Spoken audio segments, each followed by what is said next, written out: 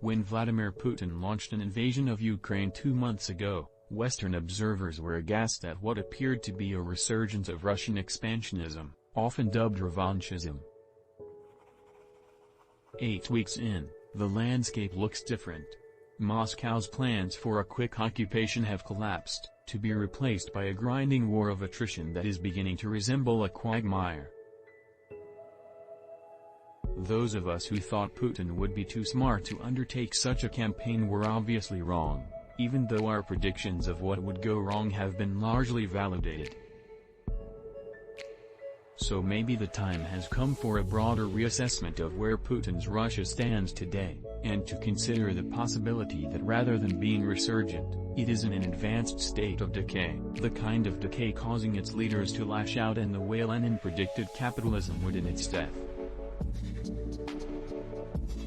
In other words, the Ukraine campaign may signal the last gasp of the Putin era, as reality closes in on the pretensions of an isolated dictator. If we stop viewing Russia as a near-peer competitor and look closely at conditions there, what comes into view is a weak and corrupted country that has no real claim to superpower status beyond the nuclear arsenal inherited from its Soviet past. Here are 5 signs that what we may be witnessing is not a new chapter in Putin's reign, but the last chapter. Russian military performance has been abysmally bad. Every facet of Russia's military performance in Ukraine has belied the notion that it is a near peer of the United States. Its troops are poorly trained and lack initiative. Its intelligence is flawed. Its equipment is fragile and poorly maintained. Its military leaders lack the agility to adapt to changing conditions. It seems that the corruption pervading Russian society has infected its military, leading to the erosion of standards and morale.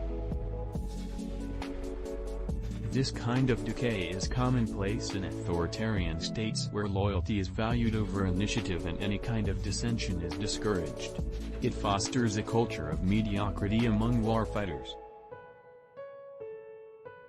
Russia's economy was struggling even before sanctions. Russia's economy performed well during the early years of Putin's rule as it recovered from the collapse of the Soviet Union. More recently it has faltered badly.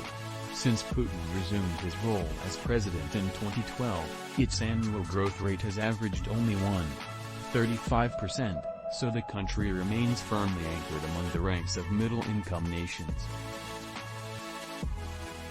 The country's exports are heavily concentrated in fossil fuels at a time when the world is switching to renewables.